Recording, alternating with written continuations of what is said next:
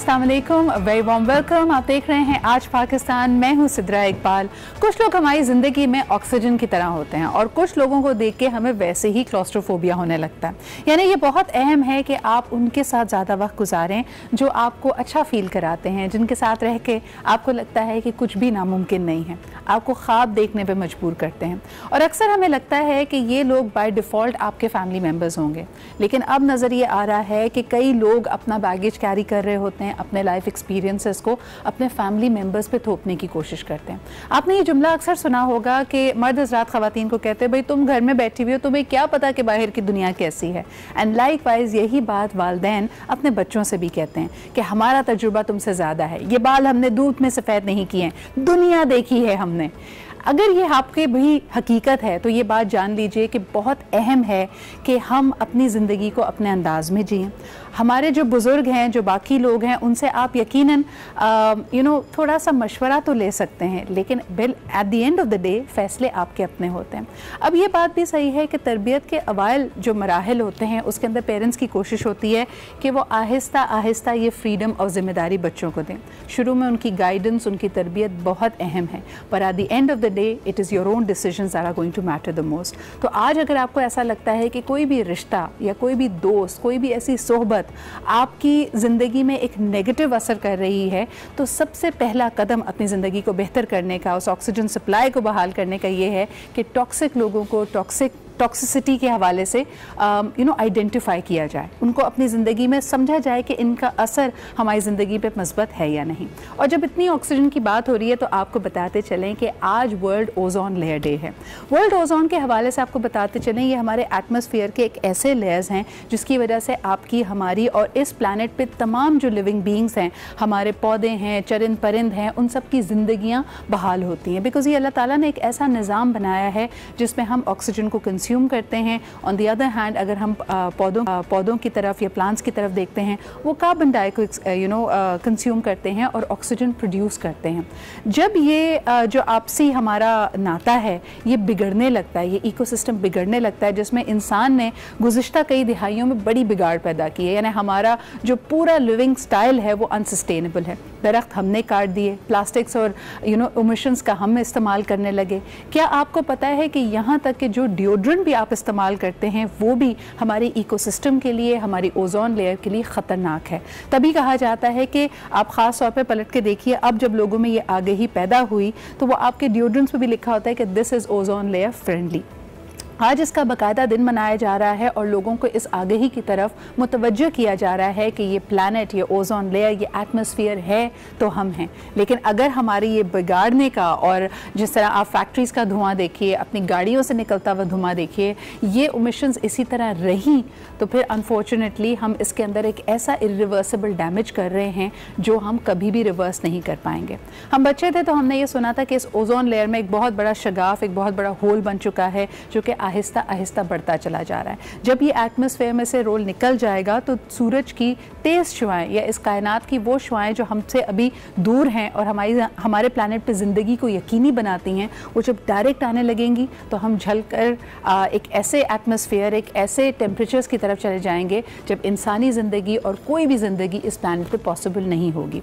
खुशखबरी ये है कि ओजोन लेयर अपने आप को रिपेयर कर सकती है, बिल्कुल उसी तरह जैसे अगर हमें चोट लगती है तो हमारी क़ुव्वत मदाफ़ियत, हमारी कुदरत का निज़ाम उस चोट को सही कर देता है। लेकिन फिर भी हम इसमें मज़ीद बिगाड़ ना पैदा करें। जैसे अगर खुली चोट के ऊपर आपने मज़ीद उस पर पट्टी भी ना की और उस पर हर तरह के जरासीम और हर तरह का बैक्टीरिया अगर असरअंदाज हो रहा है, तब ये रिपेयर होने का अमल स्लो हो सकता है।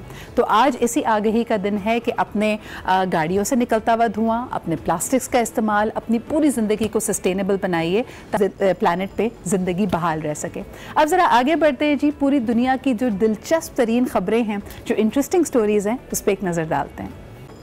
How cute are the stories, यानी वाकई इनको देख के आपको लगता है कि ज़िंदगी में रंग भी हैं और बड़ी ज़बरदस्त चीज़ है। Specially the lantern show. आपको ये बताते चलें कि ये जो खूबसूरत शो है ये सालाना मुनक्किद किया जाता है हांगकॉन्ग में, and these are the events that people really look forward to. I wish कि हम भी इस तरह की किसी चीज़ों का, हमारे यहाँ फ्लावर शो होते हैं, मुख्तलिफ तकरीबात होती हैं, लेकिन जो क्रिएटिविटी का आउटलेट है वो कहीं ना कहीं हमें मिसिंग लगता है। आज के शो में बहुत कुछ है। आज हम आपकी मुलाकात कराएंगे फ़िटनेस एक्सपर्ट से भी, और कई लोग कहते हैं मेरे पास जो फीडबैक आपकी तरफ से आ रही है कि घर पे अगर वर्कआउट करना हो, अगर हमारे पास इतना वक्त ना हो कि हम जिम की बाकायदा मेंबरशिप ले सकें, जिम्स दूर भी हैं, काम के बाद कभी हमारा स्केड्यूल अप एंड डाउन हो जाता है, और ख़ास तौर पे वो लोग जो काम की वजह से बहुत ज़्यादा ट्रैवल करते हैं, उनके लिए बहुत ज़रूरी है कि घर में ही कुछ हल्का फुल्का वर्कआउट आपके पास आपको एक्टिव रखने के लिए होना चाहिए। तो we are going to come to that. लेकिन इसके अलावा जो बड़ी ख़बर है कि हम बात कर रहे हैं कि पाकिस्तान में और ख़ुसूसन कराची शहर में मनशियात का इस्तेमाल बहुत ज़्यादा बढ़ गया है, और हाल ही में एक सर्वे किया गया शहरों के हवाले से, और इट्स वेरी अनफॉर्चुनेट कि कराची का नंबर उसमें सेकंड नंबर पे आया है जहां हम रैंक करते हैं मनशियात के इस्तेमाल पे। इस पे भी हमने बात करनी है। We have all the stories, लेकिन एक नज़र डालते हैं वर्ल्ड राउंड अप पे भी। इंटरेस्टिंग स्टोरीज़ तो हमने देख ली, लेकिन टॉप स्टोरीज़ जो हो सकता है पॉलिटिकल नेचर की हों, दूसरी नौइयत की हों, वो पूरी दुनिया में क्या हो रहा है, आइए एक नज़र डालते हैं।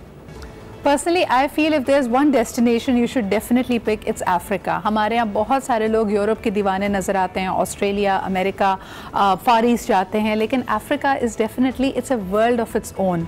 और मेरा अभी तक इत्तेफाक सिर्फ और सिर्फ नैरोबी जाने का हुआ है, but I really look forward के वहाँ के जो तौर तरीके हैं, वहाँ के जो सकाफ़त है, वहाँ का जो क्यूजीन है, it's very different and I would love to explore that. अभी लेते हैं हम एक छोटा सा ब्रेक के बाद वापस आएंगे, और जो टॉप स्टोरीज़ यानी जो आपसे इशू की बात की गई, मनशियात का इस्तेमाल कराची में इस कदर क्यों बढ़ गया है, इसके पीछे क्या मुतहरिकात है, इस पर बात करेंगे एक छोटे से ब्रेक के बाद। हमारे साथ हैं।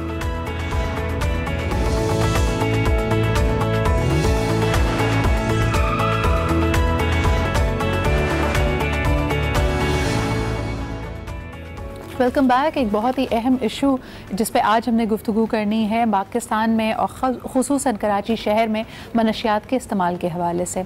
हाल ही में एक रिपोर्ट शाया की है जी ABCD 2018 जो कि कैनबिस के हवाले से है, और इनका मानना ये है कि purely in terms of consumption, यानी कितनी मनशियात या कितनी चरस इस्तेमाल की जाती है दुनिया के सबसे बड़े शहरों में तो हमारे सामने आया है कि 77 मिलियन मेरे ख्याल में टन्स जो हैं वो न्यूयॉर्क में इस्तेमाल होती है, और उसी हवाले से इस रैंकिंग में दूसरे नंबर पे आया है कराची, जहां पे 41.95 मेट्रिक टन्स के हवाले से ज़िक्र किया जा रहा है। सवाल ये पैदा होता है कि कराची में बढ़ते हुए मनशियात के रुझान की वजह क्या है, हमारी अथॉरिटीज़ इसको कैसे देख रही हैं, और ख़ुसूसन जब हम अपने आप को एक बड़ा ही ट्रेडिशनल कंजर्वेटिव इस्लामी माशरा कहते हैं, तो इसकी यानी क्या वजह है कि ये राह निजात या राह फ़रार लोग इस्तेमाल क्यों कर रहे हैं इसको। ये बहुत सारे अहम इशूज़ हैं। नौजवानों का इसमें हमें नज़र आ रहा है कि एक बहुत बड़ा एलिमेंट है, because young people are getting addicted. Addicts का एक नंबर निकाला जा रहा है। इसी मामले पे गुफ्तगू करने के लिए आज हमारे पास मौजूद हैं ब्रिगेडियर अबूज़र साहब, जो कि एंटी नारकोटिक्स डिपार्टमेंट से भी पहले मुंसलिक रहे हैं, तो इनका काफ़ी इसके ऊपर पूरी अंडरस्टैंडिंग भी है। He have a lot of insights to share with us. अस्सलाम वालेकुम अबू साहब, thank you very much for being here. Thank you very much. This is a very alarming situation, और ख़ुसूसन हम देखते हैं कि कराची के हवाले से आजकल जो हेडलाइंस हम सुन रहे हैं, एडमिनिस्ट्रेटिव कोलैप्स है। हम बात कर रहे हैं यहाँ पे, पहले तो होता था कि जी टारगेट किलिंग, स्ट्रीट क्राइम बहुत ज़्यादा है, उस पर हमने काबू पाया तो सारा मामला चला गया एडमिनिस्ट्रेटिव मामलात के ऊपर कि जी रोड्स नहीं बनी हुई, इंफ्रास्ट्रक्चर कोलैप्स कर रहा है। अब ये एक और बड़ी ख़बर कराची के हवाले से आई है, इसको आप कैसे देख रहे हैं? बिस्मिल्लाहिर्रहमानिर्रहीम। सिद्रा, तो thank you very much for inviting and such an interesting topic, जहाँ पे मुझे बड़ा एक मज़ा है कि I would love to talk on it. देखिए, Karachi is too big a city now.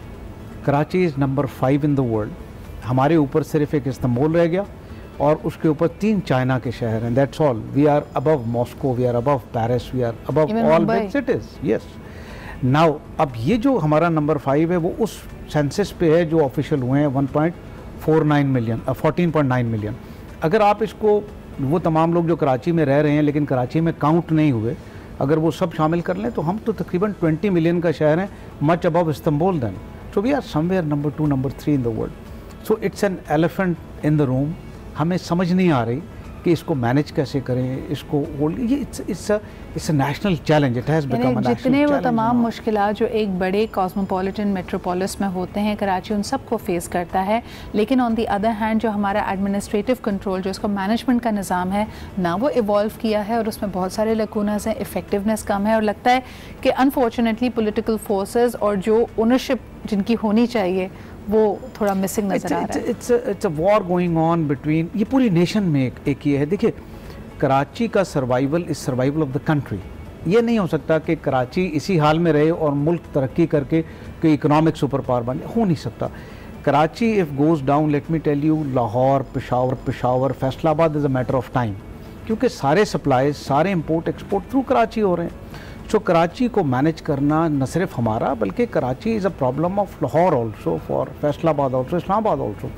So now हम सब ने मिलकर एज अ नेशन इसको ठीक करना है, इसके बगैर हम आगे नहीं चल सकते। So this is bottom line. वो साहब, कमिंग साहब टू द लेटेस्ट हेडलाइन, यानी पहले हमने देखा कि तवातुर से पिछले 10 सालों में हम बड़ी खबरें सुनते रहे। यानी पहले कराची को डिक्लेयर कर दिया गया सबसे डेंजरस सिटी, फिर इसके कुछ क्राइम और बाकी चीज़ों के मामलात पे अगर हमने काबू पाया, तो अब ये जो लेटेस्ट खबर हमारे सामने है मनशियात के इस्तेमाल के, ये आप समझते हैं कि बड़े शहरों के मसाइल होते ही हैं, इतनी कोई बड़ी बात नहीं है, या आप समझते हैं दिस इज़ अलार्मिंग? सिद्रा, कभी भी मैं ये नहीं कहूँगा कि बड़े शहरों के मसाइल होते ही हैं तो हम इसको निगलेक्ट कर सकते, not at all, it is alarming, very much alarming. Now इसके हम थोड़ा सा मैं पहलुओं पे चला जाऊँ, मुख्तलिफ एंगल्स के ऊपर। देखिए, सबसे पहले तो इसको जब हम कंबाइन करते हैं, लिवेबिलिटी इंडेक्स पिछले दिनों आया, हम 134th हैं इन द वर्ल्ड। हमसे नीचे शायद एक डमस्कस है विच इज़ इन वॉर, और बगदाद है, या फिर ढाका है। यू सी, हम इतना नीचे हैं अपने एनवायरनमेंट में, अपने लॉ एंड ऑर्डर में, अपने ट्रांसपोर्ट में। So there are so many issues जो एक सिविक सोसाइटी में नहीं होने चाहिए। So Karachi is facing that. Second, अब आप ये देखिए कि हम अपनी लोकेशन अगर मुल्क की देखें तो we are neighbours of Afghanistan, और मैंने पहले भी एक दो दफ़ा कहा, Afghanistan is producing 90% of the world cannabis. And जिस तरह एक मेरे ख्याल में वर्ल्ड ड्रग्स डे पे आपने हमारे प्रोग्राम में गुफ्तगू की कि जो मेन राहदारियाँ बनती हैं, जो रूट्स बनते हैं इस कैनबिस की, आप खुद इमेजिन कीजिए कि अगर 90% प्रोड्यूस हो रहा है अफगानिस्तान में और उसने पूरी दुनिया में डिस्पर्स होना है, अनफॉर्चुनेटली हम उस रूट पे लाए करते हैं। हम उस रूट पे लाए करते हैं, और उसमें जब आप नॉर्थ रूट पे, नदर्न रूट पे जाते हैं तो वो तो फ्रोज़न है ज़्यादातर, मुश्किल है। और फिर ज़ाहिर है एक्स सोवियत स्टेट्स हैं, इंफ्रास्ट्रक्चर थोड़े से बेहतर हैं। फिर ईरान जो ईस्टर्न रूट के ऊपर है वो बहुत मुश्किल, अगेन वहाँ से क्रॉसिंग मुश्किल है। सो साउथ पे Pakistan becomes a target for them.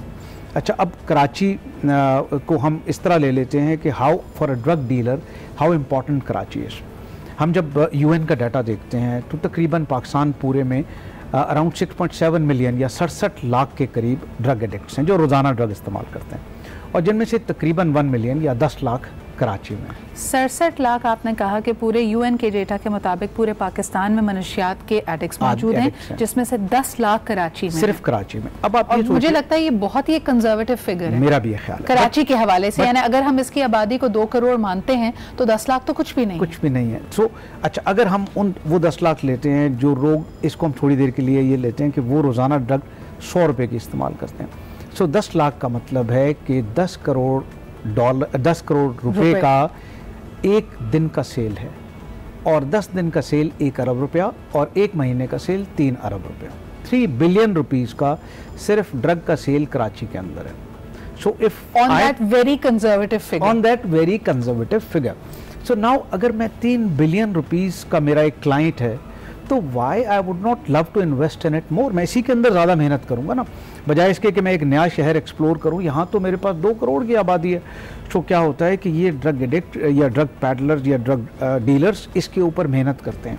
हमारे स्कूलों में, हमारे कॉलेजेस में, हमारी यूथ में, हमारे गर्ल्स हॉस्टल्स के अंदर, फिर इसी तरह हमारे तमाम माशरे में ट्रक ड्राइवर्स के अंदर ये प्रॉपर पेनिट्रेट करते हैं। थोड़ा सा मैं माशरे के मुख्तलिफ तबकों के हवाले से आपकी इंसाइट जानना चाहूँगी बुर्ज़ा साहब। क्या आप समझते हैं सबसे ज़्यादा ससेप्टेबल, एक तो हमने कुछ जनरलाइज स्टेटमेंट्स कर दिए ना कि यूथ बहुत ससेप्टेबल है, तबकाती निज़ाम की अगर बात की जाए, upper class, middle class, lower class, सबसे ज़्यादा वल्नरेबल आप किसको पाते हैं? सीधा ड्रग एडिक्ट होना या ड्रग की जब आप स्टडी करते हैं तो बड़ी स्टॉनिशिंग है। अभी आपने खुद फिगर में बोला कि जहाँ पे कैनबिस सबसे ज़्यादा यूज़ हो रही है that is New York. So it is a developed country city, वहाँ तो बड़ा प्रॉस्पेरिटी है। सेकंड कराची हो गया, थर्ड कौन है? न्यू दिल्ली। फोर्थ कौन है? Los Angeles. Fifth Cairo, unfortunately it's very alarming कि ये सारे बड़े डेवलप्ड और साथ साथ बड़े अमीर शहर हैं। अमीर शहर है। इसके नीचे आइए जी, London, Moscow, Chicago, these cities are amongst first 10। इसका मतलब ये हुआ कि ड्रग एडिक्शन सिर्फ इकोनॉमिक डेप्रीविएशन से नहीं होता, अब इसमें कुछ और फैक्टर्स भी हैं। हम ANF का एक हॉस्पिटल रन कर रहे हैं, तो उस पर हम सर्वे करते रहते हैं कि हम रिसीव करते हैं ड्रग एडिक्ट्स तो किस तरह के लोग आते हैं या क्यों नशा क्यों शुरू किया, एक क्वेश्चन होता है।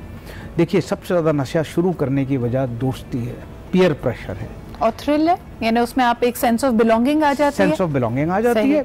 एक आप एक नई चीज़ एक्सपेरिमेंट कर रहे हैं, लेकिन बेसिकली आपको आपका दोस्त दे रहा है।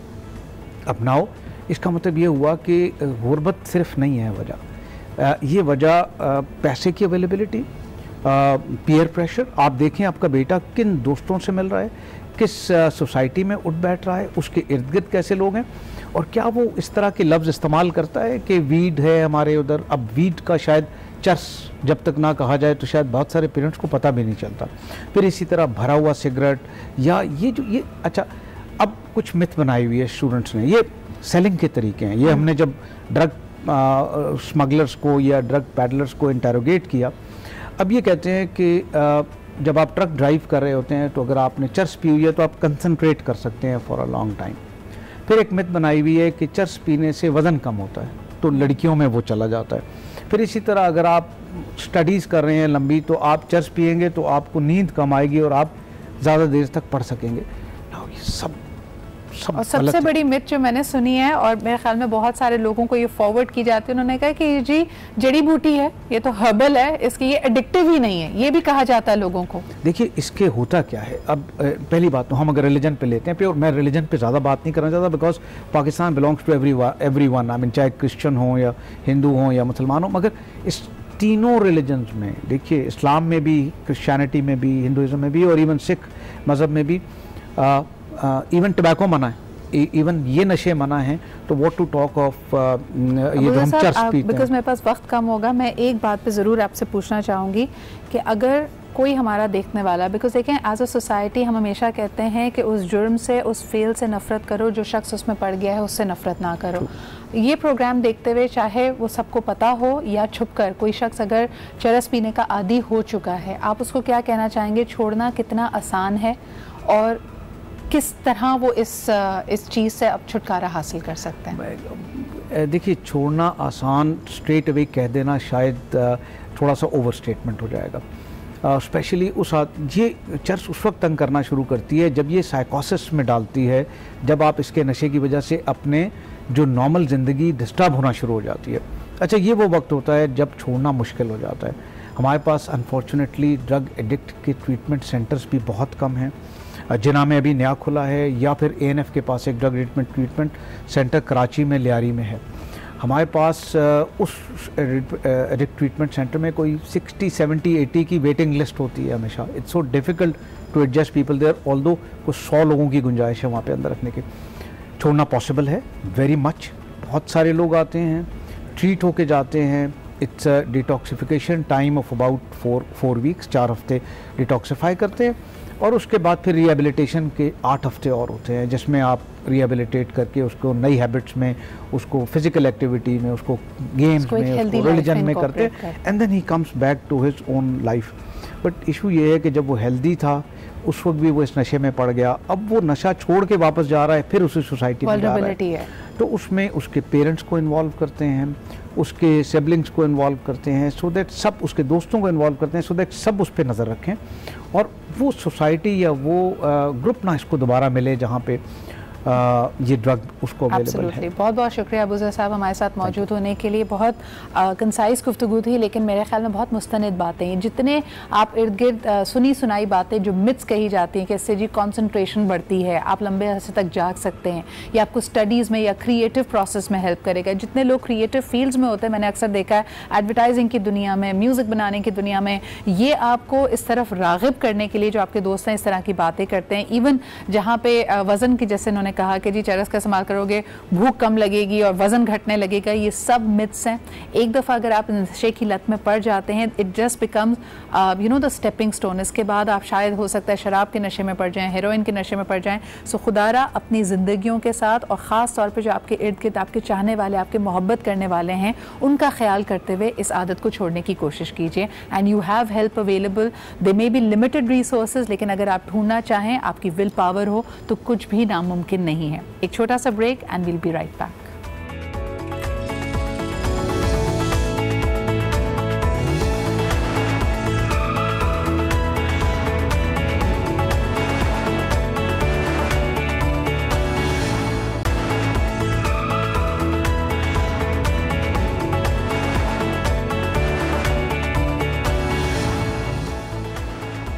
Welcome back. आप देख रहे हैं आज पाकिस्तान। बात हम कर रहे थे हेल्दी लाइफस्टाइल की, क्योंकि ऑफ कोर्स जब आप ज़िंदगी की खुशियों को, उसकी अहमियत को जानते हैं, तो कभी भी अपने आप को किसी गलत आदत में पड़ने नहीं देते। और जब आपने एडिक्शन से बाउंस बैक करना है, all the reasons that you were thinking of कि जी शायद आपकी फोकस को बेहतर बनाता है, आपको खुश रखता है, आपका वज़न घटाता है, उसके लिए थोड़ा सा मुश्किल से मुराद है कि आपको कंसिस्टेंट होना पड़ेगा, लेकिन a much healthier way is of course fitness and exercise. और इसी हवाले से आज हमारे साथ मौजूद हैं उमैर। अस्सलाम वालेकुम। इमरान बल्कि नहीं, सॉरी, उमैर ही हमारे साथ।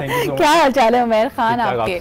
मेरे साथ इस्लामाबाद से इमरान भी होंगे थोड़ी देर बाद, so I am so sorry for the confusion. But Umair we know is a fitness expert और साथ साथ ये सोशल एक्टिविस्ट भी हैं। He is the one promoting healthy activities and a healthy lifestyle.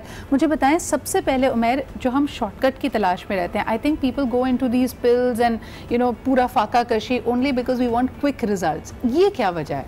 असल में ये हमारे पास नॉलेज नहीं है इसके फिटनेस के बारे में। वो शॉर्टकट के तरफ ज़्यादा फोकस करते हैं कि भाई हमें जल्दी रिजल्ट मिल जाए। आपके साथ कभी ऐसा हुआ कि कोई क्लाइंट या कोई भी शख्स आपके साथ ट्रेनिंग कर रहा और कहे कि भाई आपके साथ मुझे काम करते हुए 2 महीने हो गए और अभी तक देखें बिल्कुल बहुत ज़्यादा होता है ऐसा, क्योंकि वो चाहते हैं कि बस जल्दी से हमें रिजल्ट मिल जाए और 2 महीने हुए हैं, 1 महीना हुआ है, बस हमें जल्दी से आप जैसी बॉडी बनानी है और ये सारी चीज़ें। आपको कितना अरसा लगा? मुझे 8 इयर्स हो गए इस field. 8 years to be at the fitness level. अच्छा, कुछ ट्रेनर्स की हमेशा एक बैक स्टोरी होती है कि may be they were obese और may be they were not very active. आपकी कोई बैक स्टोरी कि how did you get interested in this? मैं बहुत लीन हुआ करता था पहले। लाइक जब मैंने स्टार्ट लिया था और सारे फ्रेंड्स जो थे मुझे बहुत चढ़ाते थे, यार तुम ऐसे हो ये। तो फिर स्टार्टअप किया मैंने, लाइक जिम ज्वाइन किया। उस वक्त लाइक मुझे कुछ भी नहीं आता था। फिर थोड़ा थोड़ा आगे बढ़ता रहा। जो ट्रेनर थे मेरे उनसे कुछ सीखा।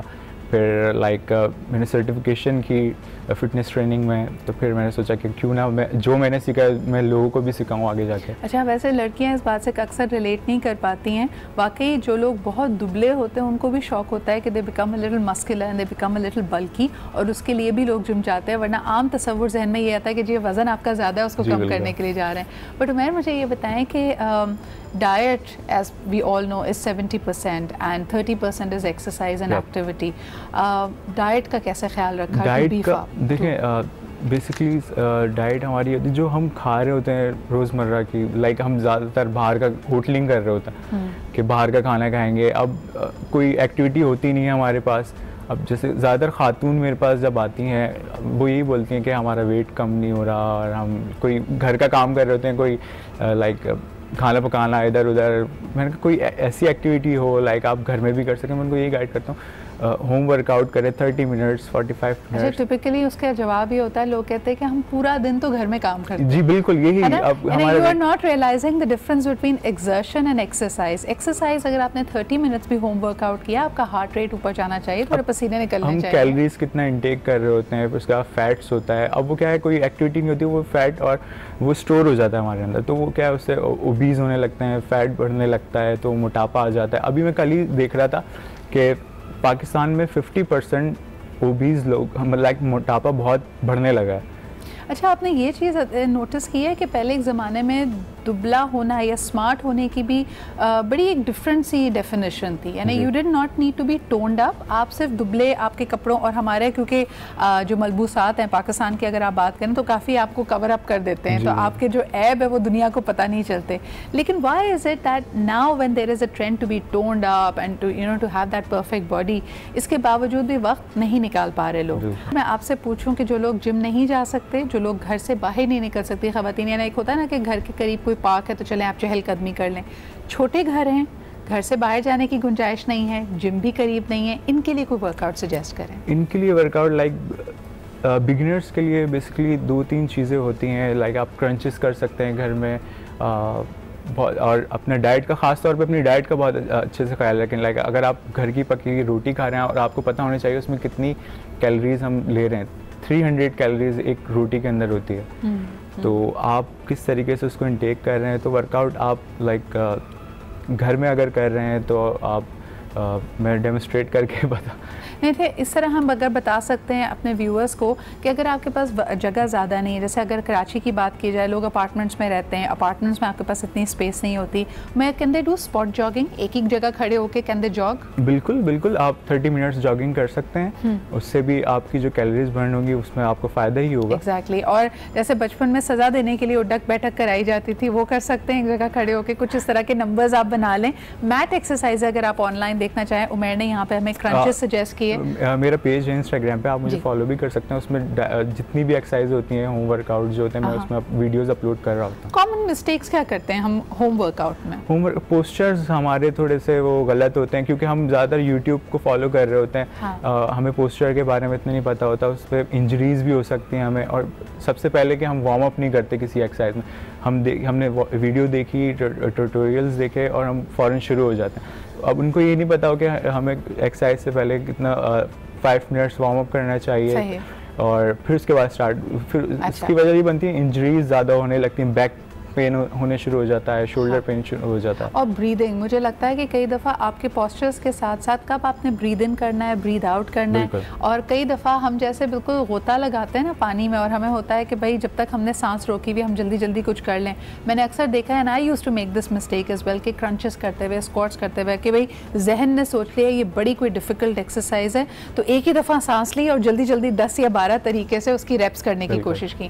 That is the biggest mistake you make, because every repetition, आप बेशक रेप्स कम कर लें लेकिन उसका पोस्चर परफेक्ट होना चाहिए और ब्रीदिंग परफेक्ट होनी चाहिए। अगर आप दिन में 20 मिनट्स निकाल लेते हैं, that is more than enough. लेकिन वन लास्ट क्वेश्चन उमैर, कुछ लोग कहते हैं कि आपकी बॉडी वार्म अप ही 20 मिनट एक्सरसाइज के बाद होती है, so basically you start burning calories after 20 minutes of activity, ये सही है या गलत है? देखिए, ये बॉडी के हिसाब से होता है, टेम्परेचर के हिसाब से होता है, हर किसी का सेम टेम्परेचर नहीं होता बॉडी टेम्परेचर, लेकिन उसके हिसाब से हमें वार्म अप, कोई जल्दी हो जाता है वार्म अप में, लाइक अगर कोई बिगिनर होगा उसको थोड़ा टाइम लगता है वार्म अप लेने में, सही, तो ये मैं इस बात से एग्री नहीं करूँगा। ठीक है, तो सबसे पहले कि आप जो कॉमन 5 या 6 स्ट्रेचेस होते हैं उमैर के, आप इंस्टाग्राम पे, उनके फेसबुक पे इनको फॉलो कर सकते हैं, you can find out the right postures. लेकिन हाँ, जो अहम नकात आपको हमने दिए कि एक तो ब्रीदिंग आपने अपनी प्रॉपर रखनी है, पोस्चर अगर आप फेसबुक से या फिर यूट्यूब से कोई एक्सरसाइज देख रहे हैं तो उसके बिगिनर लेवल से शुरू करें। कभी अपने आप को ये मत समझे कि जी मैं तो रोज़ एक्सरसाइज करता हूँ तो मैं एडवांस पोस्चर कर सकता हूँ।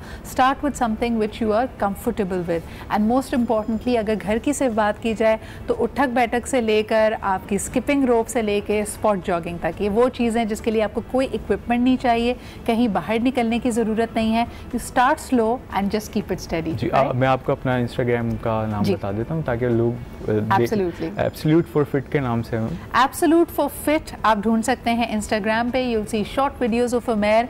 Thank you so much Umair, और I hope that this trend continues, और लोग जो है शॉर्टकट्स एंड पिल्स और चीज़ों की तरफ ना जाएं, do it the hard way because that's the sustainable way. आप हमारे साथ ही रहें उमैर। हम बढ़ते हैं अब लाहौर की तरफ। जी, लाहौर में हमारे साथ इमरान मौजूद हैं जिनका मैं पहले हवाला दे रही थी। इन्होंने गेमिंग की दुनिया में अपना नाम रोशन किया है internationally. He is a winner of the game called taken 7। Thank you so much Imran for being here with us and congratulations. सबसे पहले आपसे जानना चाहूँगी कि घर वालों को जब आपने बताया कि अब आप इंटरनेशनल रैंकिंग में आ चुके हैं, जीत चुके हैं, तो उनका क्या रिएक्शन था? बिकॉज आम तौर पे लोग गेमर्स के जो घर वाले होते हैं वो तो इस बात से परेशान होते हैं कि हर वक्त गेम खेलते रहते हैं। बिस्मिल्लाहिर्रहमानिर्रहीम। जब मुझे स्पॉन्सरशिप मिली थी तो मैंने तभी इनको बताया था। उससे पहले तो मैं तकरीबन छुप के गेम खेलता होता था। सही। तो अम्मी को सिर्फ पता होता था कि मैं गेम्स खेलता हूँ, बाकी किसी को नहीं, क्योंकि कोई सपोर्ट नहीं करता इस चीज़ को। तो अब अल्हम्दुलिल्लाह सब सपोर्ट करते हैं, पूरी फैमिली मेरी तकरीबन। तो इमरान, कभी ना कभी तो अम्मी ने भी डांटा होगा ना, जब उनको कोई बाहर से काम हो और आप बैठे गेम खेल रहे हो, अम्मी से डांट पड़ती थी? जी, जब अम्मी कोई सामान वगैरह लेने भेजती थी तो मैं बाहर गेम में चला जाता था। हाँ। क्योंकि शौक बहुत ज़्यादा होता था इस चीज़ का। सही। तो वो फिर कहती थी कि पहले ये काम कर लिया करो, फिर जो मर्ज़ी किया करो, पर इतना नहीं थी डांटते, वो मुझे सपोर्ट ही करती थी। अच्छा, जो आप खेलते थे बस कि अपनी स्टडी कंप्लीट करो फिर। राइट। और ज़्यादातर जो आप ये गेम में प्रैक्टिस कर रहे होते थे, खेल रहे होते थे, ये घर में होता था या दोस्तों के साथ बैठ के या कोई ख़ास जगह पे जाते थे? नहीं, ये जिस तरह अभी लोकल गेम्स वगैरह होती हैं उसी तरह था। यहाँ से हम सीख के आगे गए हैं। अब आगे हमने अपना सेटअप वगैरह कर लिया, मतलब कि घरों में या कहीं और। सही। और एक्सपीरियंस कैसा था इंटरनेशनल? जब आप compete कर रहे थे तो आपको पूरा यकीन था कि आप जीत जाएंगे? जी, पहले तो मैं बहुत नर्वस था, क्योंकि जब आप देखते हो अपना नाम और साथ अपने मुल्क का झंडा तो थोड़ी सी तो नर्वसनेस फील होती है। सही। पर मैंने बिस्मिल्लाह पढ़ी और पानी पिया और बस मैंने कहा ठीक है, अपना फुल ऑन देना है, बाकी रिजल्ट जो है वो अल्लाह पाक दी। और आपके अगेंस्ट जो compete कर रहे थे वो कौन सी नेशनैलिटीज़ के थे बाकी कंपेटिटर्स? वो मलेशिया का था, तो काफ़ी अच्छा प्लेयर था। अच्छा। तो काफ़ी टफ टाइम दिया उसने मुझे, बट अल्हम्दुलिल्लाह जीत के। इमरान, अब आगे क्या प्लान है? इसी को कंटिन्यू करना है या आपको लगता है कि आप क्योंकि इंटरनेशनल रैंकिंग आ गई, विन कर लिया है तो शौक पूरा हो गया, अब ज़रा बाकी चीज़ों को एक्सप्लोर किया जाए? आगे क्या इरादा है? आगे 4 से 5 कंट्रीज़ का टूर है जो मुझे ऑफ़र हुआ है। अच्छा। तो अल्लाह का बड़ा शुक्र है, तो मैं ऐसी चीज़ में आगे करूँगा। पर ये है कि मैंने अपना एक सेमेस्टर कंप्लीट करना है यूनिवर्सिटी का। अबू मेरे कह रहे हैं कि यार वो कंप्लीट करो, उसके बाद जो मर्जी करना। और यूनिवर्सिटी वालों की कोई सपोर्ट है? उन्होंने कुछ रिकग्निशन दी आपको इस जीत के बाद? अभी तो मैं कांटेक्ट करूँगा उनसे, शायद उन्होंने न्यूज़ वगैरह में देख ही लिया हो। हाँ, ये वाला इंटरव्यू भी आप अपना दिखाइएगा।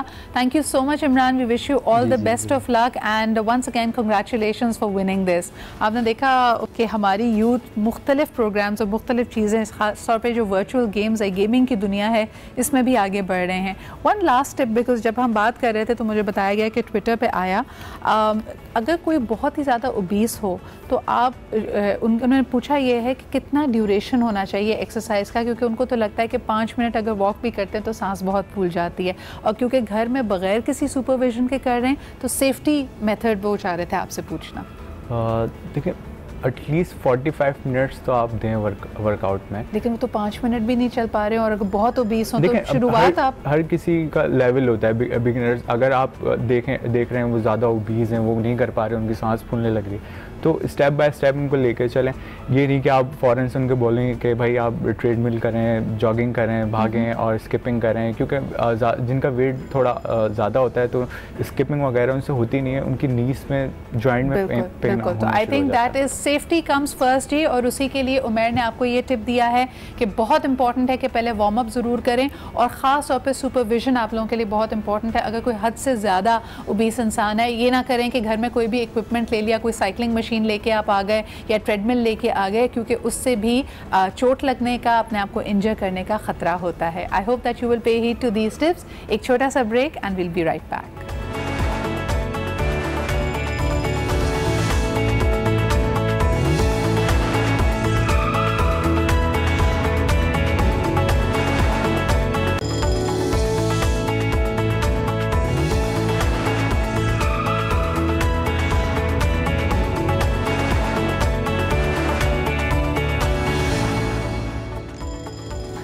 उठो बेटा आंखें खोलो, हमें इसी तरह की पोएम सुनाई जाती थी। अम्मियाँ सुबह सुबह यही कह के कहती थी, और मेरी अम्मी तो ज़्यादा क्रिएटिव थी। वो कहती थी देखो बेटा, चिड़िया के बच्चे भी स्कूल चले गए, बिल्ली के बच्चे भी चले गए, बस मेरा बच्चा सो रहा है, उठ जाए जल्दी से। बट दिस उठना, I think the awakening is really important in our lifes. कभी कभार ज़िंदगी आपको कोई ऐसा झटका देती है, कोई ऐसा 440 वोल्ट का झटका पड़ता है कि आप समझते हैं इससे पहले तो जो ज़िंदगी थी वो एक ख्वाब था, बहुत ही हसीन ख्वाब, और अब असल प्रैक्टिकल टफ़ लाइफ में आप पहुँचे हैं। लेकिन ये अवेकनिंग कभी कभार आपको किसी बहुत बड़े नुकसान के बाद होती है। तो क्या ऐसा मुमकिन नहीं है, बेहतर नहीं है कि हम माइंडफुली कॉन्शियसली ज़िंदगी को गुजारें। चैलेंजेस बहुत सारे आएंगे, लेकिन क्या ये अहम नहीं है कि उन चैलेंजेस के दौरान भी हम मुस्कुराते रहें। आपने कभी ये नोटिस किया है कि जब ज़िंदगी वाकई आपको कोई बहुत टफ़ टाइम देती है तो आप पीछे पलट कर देखते हैं कि मैं असल में जब अल्लाह से गिला कर रहा था, दुनिया वालों से शिकवा कर रहा था, वो तो बड़ा अच्छा टाइम था। तो क्या वजह है कि हम मुश्किल हालात में अपने खुश रहने की, मुस्कुराते रहने की, पुरुमीद रहने की जो हमारी एक सलाहियत होती चाहिए, वो हम खोते चले जा रहे हैं। आज हम यही बात करेंगे कि वक्त जितना भी मुश्किल क्यों ना हो, हमें पुरुमीद कैसे रहना है और खुश कैसे रहना है। इसी हवाले से हमने लोगों से बात की। आइए देखते हैं public opinion on this topic क्या है। Let's take a look. आपके बच्चे, आपके फैमिली, वो आपके और लाइफ पार्टनर, वो आपका अच्छा होना चाहिए। आगे जो है बढ़ने के लिए मैं स्टडी कर रहा हूँ और एक पोजीशन है वो चाहता हूँ मैं, वो अगर मुझे मिल जाएगी तो वो मेरी खुशी है। कल मेरा टेस्ट है तो फिर है ना, क्या नाम, अगर हो गया तो बहुत अच्छी बात है, बहुत खुशी होगी। अगर नहीं हुआ तो एक बार और फिर कोशिश कर लेंगे। कोशिश करने में क्या है, सबसे बड़ी खुशी यही है बस ज़िंदगी की, बस यही ख्वाहिश है और कुछ नहीं कि डॉक्टर बनना है, बस और कुछ नहीं। प्रोफेशनल एग्जाम्स क्लियर हो जाएं BTS के, और क्या, यही खुशी है। महंगाई अगर कम हो जाए, कि महंगाई का तूफान इस तरह आया हुआ है, पेट्रोल बढ़ जाता है हर महीने, सबसे बड़ी खुशी तो यही है कि महंगाई कम होगी तो बच्चे भी खुश होंगे, अच्छी तालीम होगी, सब चीज़ें अच्छी होंगी। खुशी सबसे मेरी अच्छी खुशी ये तालीम अच्छी होनी चाहिए, आसान होनी चाहिए तालीम। सबसे बड़ी खुशी तो ये होगी कि कराची की जो सिचुएशन है, ट्रांसपोर्टेशन का आप हाल देख रहे हैं, रोड का हाल देख रहे हैं, ये चीज़ें बेहतर हो जाए, मेंटली रिलीफ मिल जाता है आपको बहुत ज़्यादा। मेरे जैसे अपने हालात हैं वो कुछ बेहतर हो जाए तो ये सबसे बड़ी खुशी होगी। इससे बड़ी खुशी तो हमारे लिए और कुछ भी नहीं है। यानी देखिए, हर तरफ खुशी मशरूत है आउटसाइड कंडीशंस, यानी वो कंडीशंस जो हमारे कंट्रोल में ही नहीं है। अगर आपने अपनी खुशी का ठेका KDA को दे दिया है कि जब तक KMC वाले सड़क नहीं बनाएंगे तब तक मैं खुश नहीं रहूँगा, जब तक मेरी बीवी मुझे सुबह गर्म चाय नहीं देगी मैं खुश नहीं होऊंगा, तो फिर आप खुशी के पीछे भागते ही रहेंगे। लेकिन आज मेरे पास एक ऐसा पैनल मौजूद है जो अपनी ज़िंदगी के हर जाविये में आपको मुख्तलिफ टिप्स देता है, लाइफ हैक्स देता है, ताकि आप खुश रह सकें। And they embody that spirit is well. I am very happy to have with us today Miss Deo Zafar. Every time I look at her, I see her as this beacon of hope, क्योंकि ये खुद भी खुश रहती हैं और आपको भी मुस्कुराने पे मजबूर कर देती हैं। अस्सलाम वालेकुम। अस्सलाम वालेकुम। Thank you so much for joining us this morning, Deo. Thank you for having me. और आप ही के साथ तशरीफ रखती हैं this very beautiful friend of mine who has taken life's challenges head on और हर दफ़ा हंसते मुस्कुराते आगे बढ़ती हैं। इनकी कहानियाँ आप टेलीविजन स्क्रीन्स पे देखते हैं, लेकिन सिर्फ ये एक प्ले राइट नहीं है। She does all the things that she wants to do. She is a champion when it comes to fitness. She is a champion when it comes to poetry. अभी हाल ही में इन्होंने बेओ की इंग्लिश पोइट्री को उर्दू में translate किया है, वो हमारे सामने भी रखी हुई है। बेदारी के नाम से हमारे साथ मौजूद हैं अस्मा नबीर। अस्सलाम वालेकुम अस्मा। अस्सलाम वालेकुम, कैसे हो? आपने यानी ये खुशी का रंग तो देखा था, ये कलर कोऑर्डिनेशन क्यों चल रही है भाई इतनी ज़्यादा? ये आई थिंक सोल का कोई कनेक्शन चल रहा है, काफ़ी दिन से ये कोऑर्डिनेशन हो रही है, but I think it's a good sign. रूहानी बहनें, ये हम फेसबुक पे भी देखते हैं, एक सोल सिस्टर्स वाला ग्रुप है, वो भी मेरी बड़ी अच्छी दोस्त का है। अच्छा जी, last but definitely not the least, यहाँ पे सिस्टरहुड से ज़रा फारिग हुए हैं तो अब ज़रा ब्रदरहुड की तरफ चलते हैं। हमारे साथ मौजूद है again a very dear friend of mine, Suhail Jindani, who is also the founder of the happiness movement. आपको बुलाना तो बनता था। अस्सलाम वालेकुम सुहेल। Thank you. आज आप खुद इतने हैप्पी नहीं लग रहे, 3 beautiful women are sitting with you, आप क्यों नहीं है खुश? नहीं, मैं बहुत खुश हूँ, मगर वो फूला नहीं समा रहा। खुशी जो है ना वो चेहरे पे ट्रांसफर होने में थोड़ा टाइम ले रही है। ये आपका सिस्टम इतना स्लो क्यों है? थोड़ी देर में हम उसको डिस्कस करेंगे। अच्छा, क्या सुहेल आपसे गुफ्तगू का आगाज करते हैं। Let's start with the main. खुश रहना इतना मुश्किल क्यों है आजकल के ज़माने में? अभी हमने जितने वॉक्स पॉप सुने, कोई कहता है सड़क सही हो, कोई कहता है महंगाई कम हो, कोई कहता है बीवी अच्छी मिल जाए। क्या करें? सिद्रा, आपने बहुत उसको अच्छी तरह कंक्लूड किया था when you said that outer world के साथ हमने मशरूत किया हुआ है।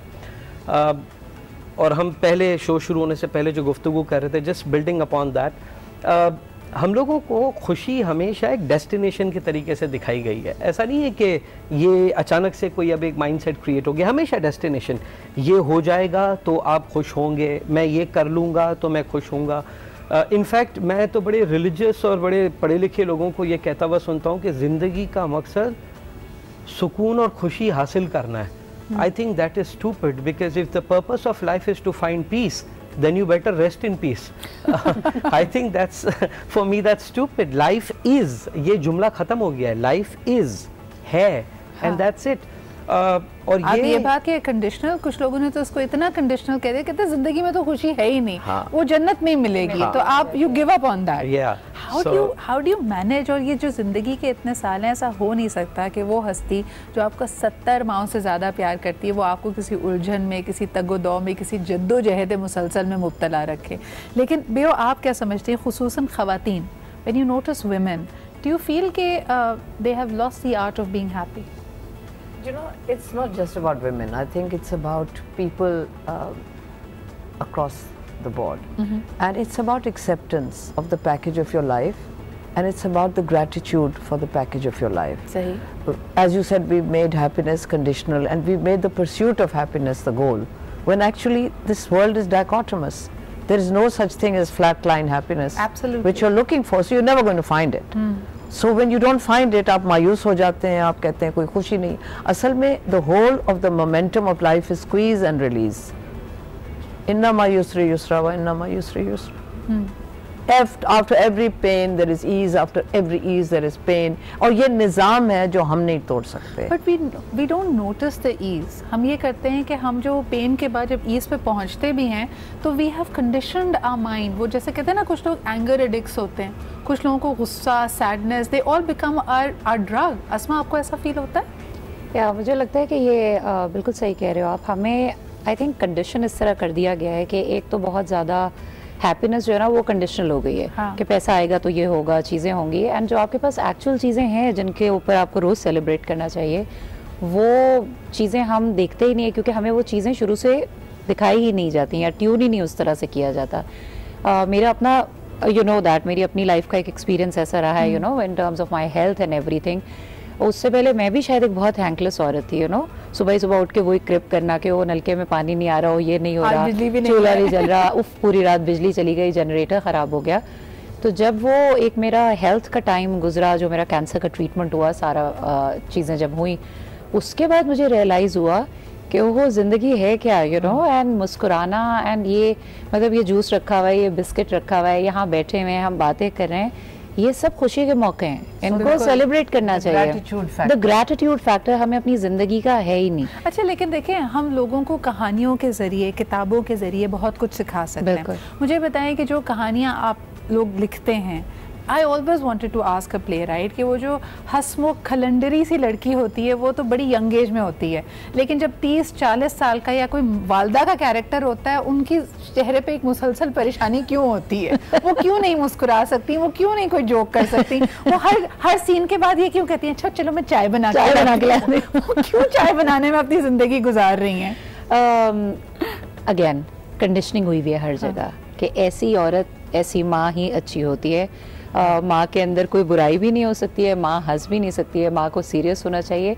लेकिन when I right things, you know, दो मेरे बहुत हार्डकोर बड़े सॉलिड ड्रामे और सॉलिड चीज़ें होती हैं, बड़ी हार्डकोर स्टोरीज होती हैं, but I just try to create ऐसे कैरेक्टर्स जो कि थोड़े नॉर्म से अलग हों, जिसमें मुझे बहुत रेजिस्टेंस भी आती है कि ऐसी तो नहीं होती है औरत। जैसे अब ये मुस्कुराने की बात की तो यू नो कंडीशनिंग हर चीज़ की गलत है, मतलब पेंट शर्ट पहनने वाली औरत बुरी ही दिखाई जाएगी ड्रामे के अंदर। सो ये आप स्लोली एंड ग्रेजुअली कंडीशनिंग कर रहे हैं, तो मैं कुछ रिवर्स उसकी कोशिश कर रही हूँ करने की, जिस पे रेजिस्टेंस आती है, चीज़ें होती हैं, लेकिन ऐसा नहीं है कि अम्मियाँ नहीं हंसती। मैं भी अम्मी हूँ 2 बच्चों की, मैं रोज़ हंसती हूँ और बहुत हंसती हूँ मैं। अगर आपसे पूछें, बिकॉज आपने इस किताब की जो तकरीब रोनुमाई हुई उसमें भी आपने मेंशन किया कि the biggest influence you had in your life is your mother. अगर मैं आपसे ऐसे पूछूं कि आप अपनी मदर को और अपने आप को अगर कंपेयर करें, आप लोगों में से खुश ज़्यादा जनरेशन कौन सी थी, तो आप क्या कहेंगे? देखिए, खुश is a word that first of all I think is a temporary feeling, I don't think it's a continued state. तो एक acceptance is the word I would say. I think my mother was very accepting, and in the state of acceptance she was creative. So obviously जब obstacles आएंगे, because निज़ाम ऐसा है कि आएंगे ज़रूर, तो आप या फेस करेंगे ग्लास हाफ फुल और हाफ एम्प्टी। तो अगर आप पेसिमिस्टिक हैं तो हर छोटी सी चीज़ मैग्नीफाई हो जाएगी और हर चीज़ आपके पैरामीटर से जो नज़र आएगी वैसी होगी। So if your mind set is that of pessimism and fear, I think fear बहुत बड़ी plays a very big part. I don't know if you agree. Yeah, I think although मैं स्कूल ऑफ थॉट मेरा बहुत ज़्यादा existentialist है, सो हम वो training में भी half full half empty glass का बताते हैं। कोई मेरे जैसा आता है जो कहता है व्हाट ग्लास, मुझे तो ग्लास ही नहीं नजर आ रहा। हाँ, ये भी हो सकता है, that's a different stage all together, but for me, I look at glass and I think to myself, half glass full or empty, that's insignificant for me. मुझे प्यास लग रही है पी लो, नहीं लग रही है move on. And I think this is, आपने एक बहुत ज़बरदस्त वो टर्म अभी डिस्कस बोला, acceptance थी, that made her more creative. When you accept life as it is, what I was talking previously, आपका ज़िंदगी देखने का perspective बहुत इवॉल्व होता है। हमारी ज़िंदगी दो ही हिस्सों में बटी हुई है, इधर इमेजिनेशन और मेमोरी, यानी या आगे क्या होगा उसका सोच सोच कर मेरा हाल तबाह हो रहा है, या मेरे साथ जो बीत चुकी वो मेरा, मतलब इंसानों के पास एक अमेजिंग टेक्नोलॉजी है कि मैं आज से 15 साल पुरानी बात याद करके अभी यहाँ बैठे हुए दुखी हो सकता हूँ। दिस इज अमेजिंग टेक्नोलॉजी, और हम इसका रोज इस्तेमाल करते हैं to make our life even more miserable. Absolutely, like regret of the past and fear of the future. तो the today is totally gone. तो आप today में क्या करेंगे? आपको fear उधर का आने वाले का है और गम बीते चीज का है। So it's today. I feel that if you accept today as is, if you get say a negative response to a test you did, but you think, oh, I have to retest 3 months later, maybe तब हो जाएगा. You are actually taking away the relief that today I'm okay. Absolutely. So I think today feels. ये जो आज का मौका है आपके पास, देखें ये वाला दिन आपके पास दोबारा नहीं आना, और इसके साथ आपने क्या करना है, आने वाला दिन आएगा या नहीं इसकी कोई गारंटी नहीं है, गुजर गया तो वो तो वैसे ही जा चुका है। तो in this moment what are you going to do is where your power lies. एक कॉलर हमारे साथ है, उनसे बात करते हैं। हेलो जी, अस्सलाम वालेकुम। जी अस्सलाम वालेकुम। क्या हाल चाल है आपके, कौन सा बात कर रहे हैं? जी आबिद रजा बात कर रहा हूँ क्लैश। जी आबिद साहब, क्या कहेंगे? बस पहली बात तो ये कि ये मौजू मतलब बहुत मुश्किल भी है और बहुत आसान भी है। सही। मुश्किल यूँ है कि जिंदगी की तारीफ हर आदमी की समझ में नहीं आती कि जिंदगी क्या है। बिल्कुल। इसी तरह खुशी की तारीफ भी कोई नहीं कर सकता कि खुशी क्या है। इसको कभी तोला नहीं जाता, नापा नहीं जाता, कोई वक्त की तारीफ नहीं होता। उम्र के शुरू के 14 साल हम पता नहीं क्यों खुश रहते हैं। मेरे ख्याल से वही जिंदगी का हिस्सा सही था जब हमें होश नहीं था। बिल्कुल सही। कहाँ से आ रहे हैं पैसे, कहाँ जा रहे हैं, कितने पैसे चाहिए, खुशियाँ क्या होती हैं। अम्मा के पानदान से पैसे चुरा के भी फिल्म देख ली तो उतनी खुशी होती थी जितनी अब्बा से पैसे मांग के लेके होती। अरे भाई खुशियाँ इतनी सिंपल थी, आपको कोई प्यार से बात कर ले आपसे, ईदी में 10 रुपए मिल जाएं अगर बेशक आपको, या जुम्मे के रोज वापस आए और घर में बिरयानी बनी हुई है, you are happy, you didn't need anything else. I think expectations have a lot to do. Pursuit of happiness में मेरे ख्याल से 2-3 किताबें तो मैंने भी पढ़ी हैं और हजारों लिखी गई हैं। हाँ जी। But the path is quite. देखें हम जैसे जैसे बड़े हो रहे हैं कंपटीशन बढ़ रहा है, जेलसीज बढ़ रही हैं। अच्छा आबिद साहब, इसको अगर क्लोजर टू लाइफ लेके आते हैं, अभी दिन के 10 बज रहे हैं, सुबह के 10 घंटे यानी आज का दिन तकरीबन आधा गुजर गया है। इस 10 घंटों में आपको सबसे ज्यादा किस चीज ने खुशी दी है?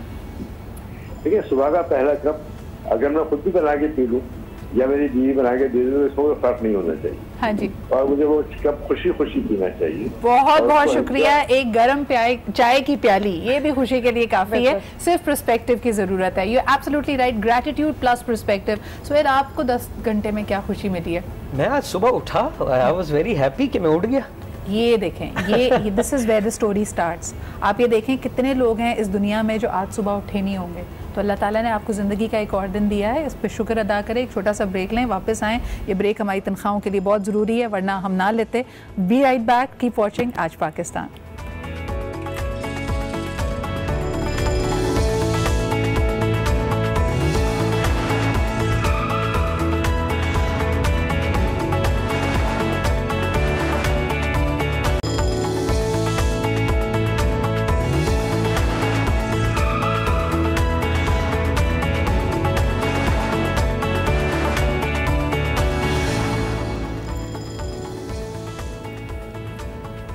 Everybody keeps talking about being woke, यानी आप एक गहरी नींद में होते हैं जब तक आप ज़िंदगी को बग़ैर समझे, बग़ैर माइंडफुलनेस के अगर जी रहे हैं। और आजकल जो ये स्पिरिचुअल अवेकनिंग है या चीज़ों से अपने आप को थोड़ा डिटैच करके थोड़ा बर्ड्स आई व्यू लेना, थोड़ा सा जूम आउट करना, इसको बीइंग वोक या अवेकन स्टेट कहा जाता है।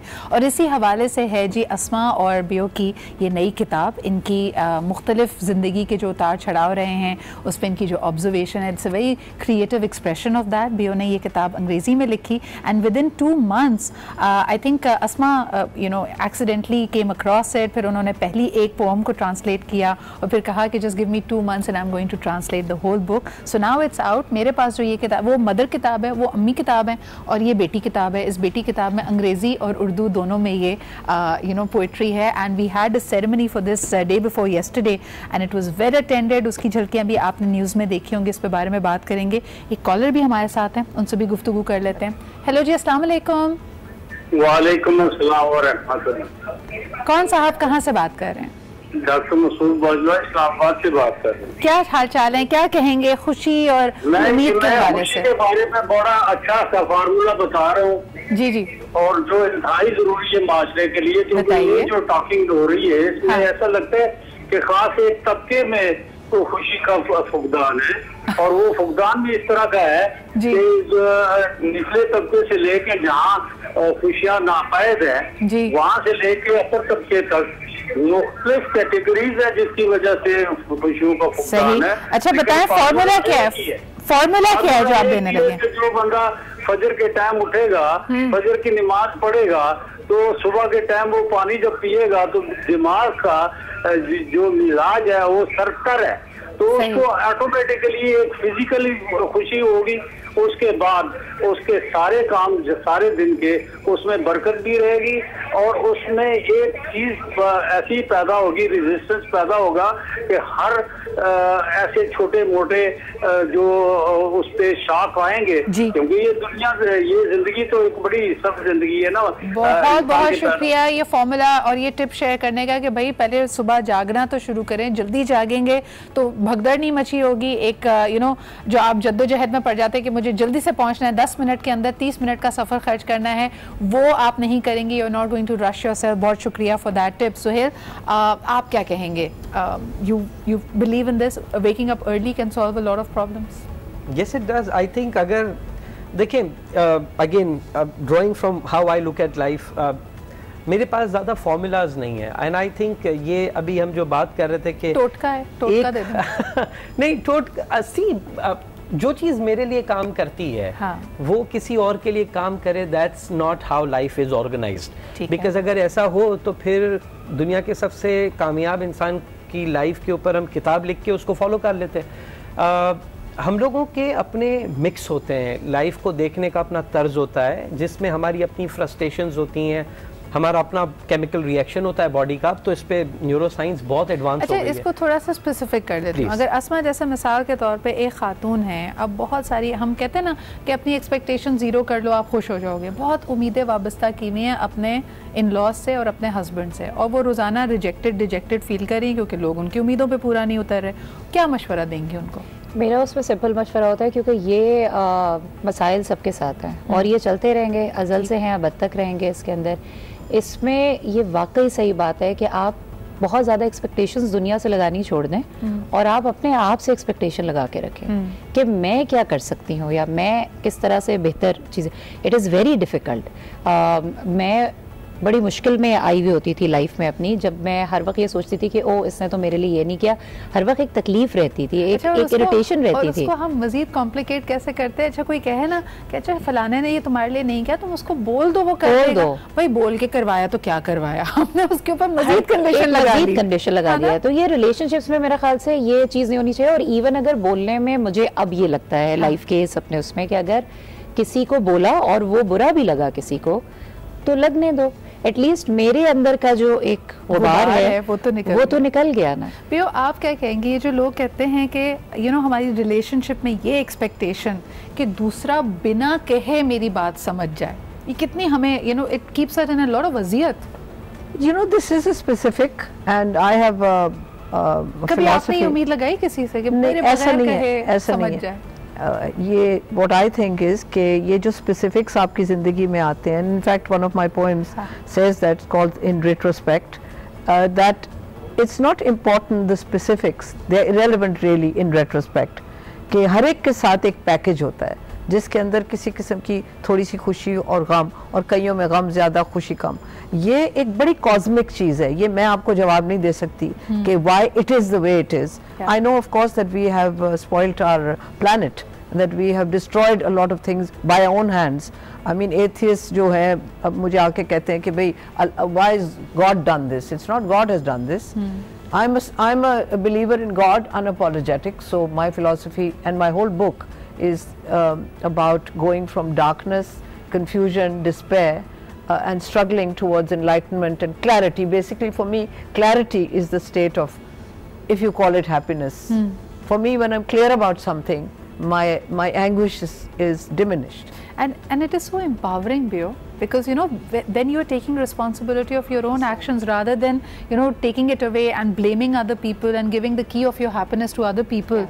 You're saying that I'm taking charge. I will make myself first accept it. It's how you face that. It's how you face the obstacles in your life. True. It's not what the obstacles are. हम अगर ज़्यादा focus करेंगे on मेरा special बच्चा है, मैं गरीब हूँ, मैं बीमार हूँ, मेरी मदर इन लॉ बुरी है, या different stage of people are spoiled, some people are spoiled, they have so much, and जिसके पास कुछ नहीं वो उसको देख के कहता है भाई इसके पास तो इतना कुछ है, ये क्यों कंप्लेन और बिच कर रहा है. So in other words, it's an attitude. Absolutely. It's all about the attitude. And we're going to talk a lot more about the attitude. एक और कॉलर हमारे साथ है, उनसे भी बात करते हैं. हेलो, अस्सलाम वालेकुम.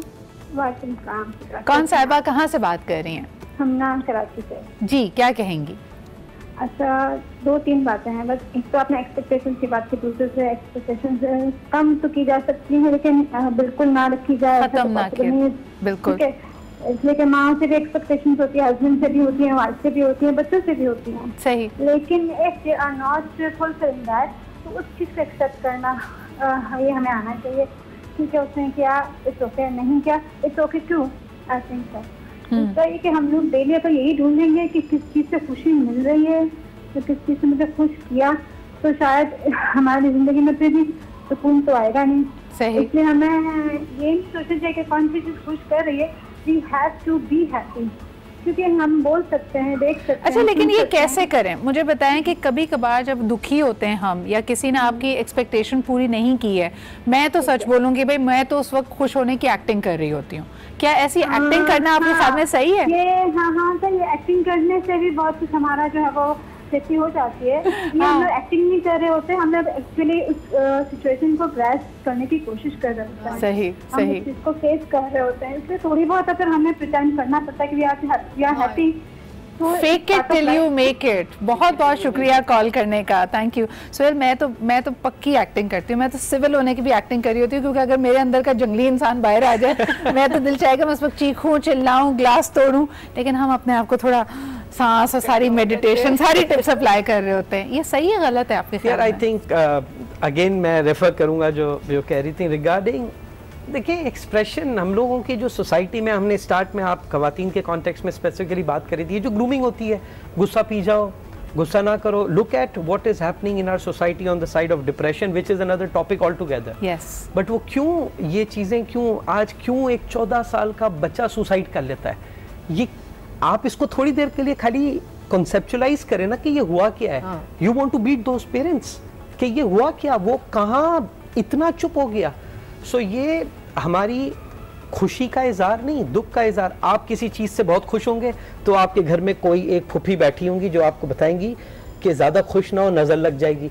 मैं हमेशा ये कहता रहा, बंदा इससे ज़्यादा क्या नज़र लगेगी कि आप खुश होके भी खुश नहीं हो पा रहे. सो आई थिंक ये जो हमारा जनरल सोशल एटीट्यूड है towards trying to fool yourself around, आप खुश हैं तो आप खुश ना दिखें, आप दुखी हैं तो आप दुखी ना दिखें. Of course exaggeration in all aspect is bad. अच्छा, अभी यहाँ पे थोड़ी देर पहले एक्सेप्टेंस की बात हुई थी. Sohail, what do you think, जब हम किसी भी नेगेटिव इमोशन में होते हैं, चाहे हमें गुस्सा आए, चाहे हम उदास हों, हम खुद अपने आप को स्टेट में एक्सेप्ट नहीं करते. देखें, जब हम परसूट ऑफ हैप्पीनेस की बात कर रहे हैं, बेसिक क्रक्स तो यही है ना कि जब मैं अनहैप्पी हूँ तो मैं अपने आप को एक्सेप्ट नहीं करता in grief. I have to switch from this state to that state.